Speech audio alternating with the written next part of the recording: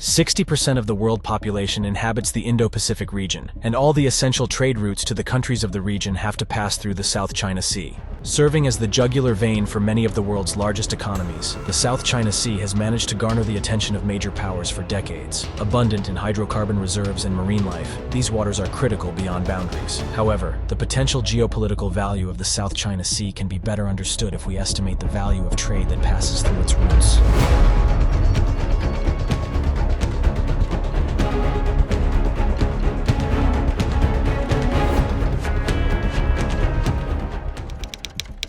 According to the United Nations Conference on Trade and Development, nearly 80% of the world trade by volume and 70% by value happens via waterways. Of that volume, 60% of the maritime global trade has to pass through Asia, with South China waters providing passageways for 1/3 of all the shipments. Several articles on the South China Sea have quoted that more than $5 trillion worth of trade happens through its waters yearly. Out of those, $1.2 trillion have been estimated to be the United States' earnings alone. Despite changes in world trade over the last decade, these figures have been frequently quoted since 2010.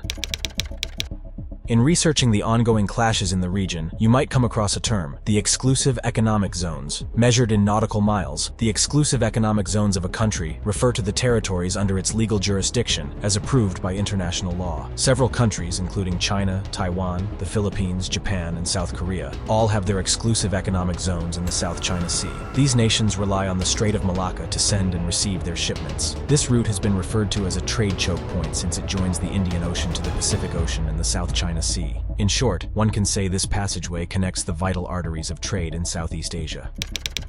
The South China Sea is a paramount maritime junction for trade for several giant economies, such as Japan and China. In fact, if you look at China's economic landscape, you will clearly see how the country depends on the South China Sea. With 60% of its trade happening through waters, the country's economic security is substantially based on the shipments through these waters. Considering China's high dependency on water routes, overwhelming apprehensions have arisen among the international media, scholars, and governments. Various global entities were concerned that China's growing regional influence may embolden Beijing to disrupt commercial shipping and precipitate a worldwide economic crisis. In 2003, the country's then-president Hu Jintao drew his administration's attention to a potential threat posed by major powers that aimed to dominate the Strait of Malacca. The president had emphasized the need for China to curate strategies to address the threat.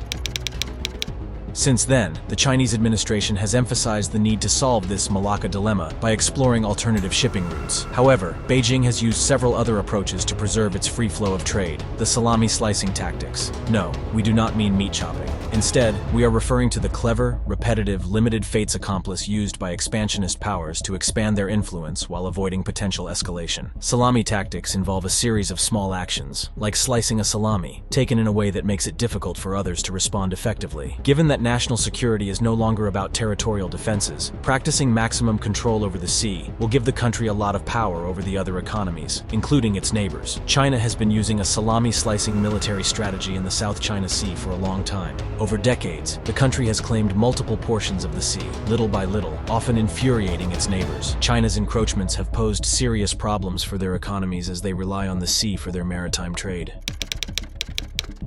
Sometime around mid-September, the Philippines brought international attention to the extensive damage to its marine ecosystem in the Sabina Shoal due to the presence of Chinese vessels in the territory. Pressing officials accused China of immense devastation, and the Philippine Coast Guard even shared detailed footage of vast patches of broken and bleached coral. Only a few weeks later, the Manila Coast Guard reported the presence of a floating barrier placed by the Chinese Coast Guard around Bajo de Masinloc, Panatag Shoal. The Philippine government ordered its military to launch a covert operation and have the barrier removed.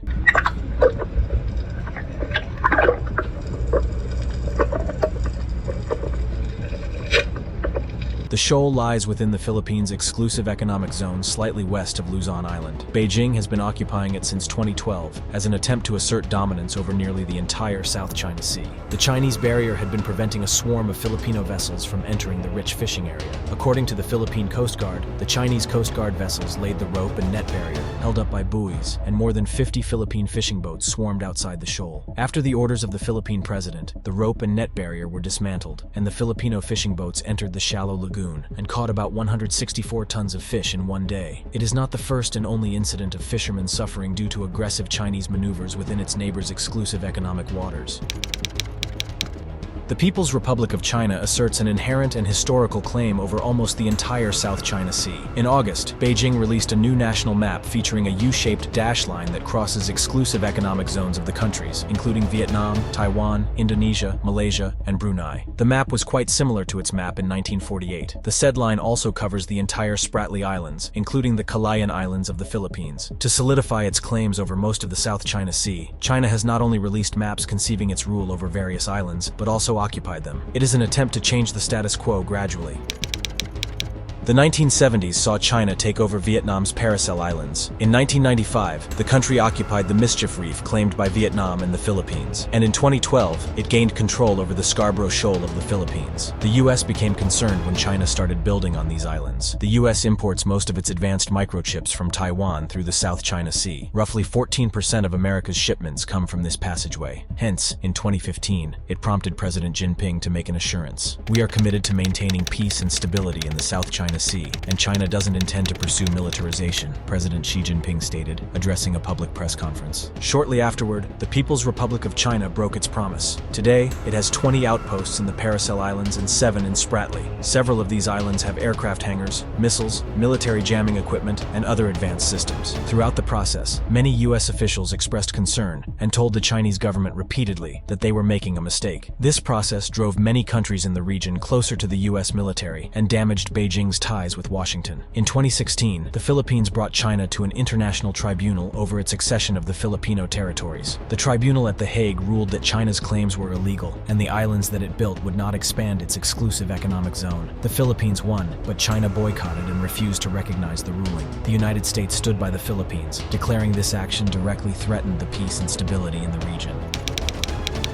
Washington has planned to counter Beijing's salami-slicing in 2 ways, by boosting its military presence and strengthening bilateral relations with other nations in the area. In October, the Philippines is anticipated to host a yearly joint military exercise with the US. The two countries have been mutual defense allies since the 1950s, which means if one of them gets attacked, the other has to come to its aid. In 2014, Manila and Washington signed an enhanced defense cooperation agreement. Under the agreement, the Philippines gave the US access to 5 of its military bases, where the country could build infrastructure and rotate troops.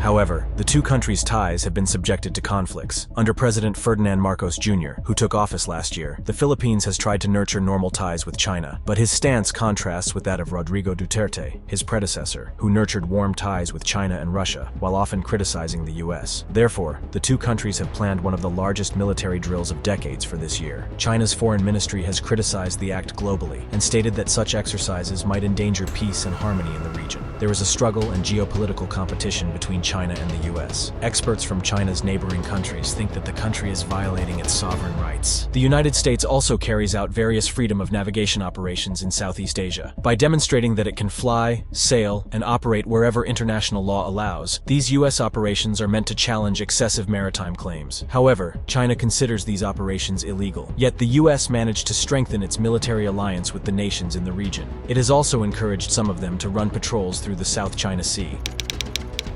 In a recent call with Nguyen Phu Trong, Vietnam's General Secretary, US President Joe Biden discussed how to maintain an unrestricted Indo-Pacific. It might be important to note that Vietnam has long-standing bilateral relations with China. The ties between the two countries are crucial to the country's economic growth. However, there have been times when Vietnam has faced challenges operating in its own exclusive economic zones due to China's salami-slicing operations in the South China Sea. For instance, in 2019, China sent a survey ship to conduct 4 seismic surveys within 200 nautical miles of Vietnam. At the same time, a Chinese Coast Guard vessel harassed a Japanese vessel chartered by a Vietnamese joint venture with Russia in waters about 190 miles southeast of Vietnam. These are not standalone acts. In fact, these are among several of China's maritime disputes that have enabled the United States to strengthen its ties with yet another country in the region. We greatly value the relationships we have with all of these countries in the region, and there's one constant among all of them, and that is, we respect their sovereignty. That is where the PRC, I believe, is missing the mark, because they want to operate on their own set of rules and not respect the sovereignty of the other existing nations in the region,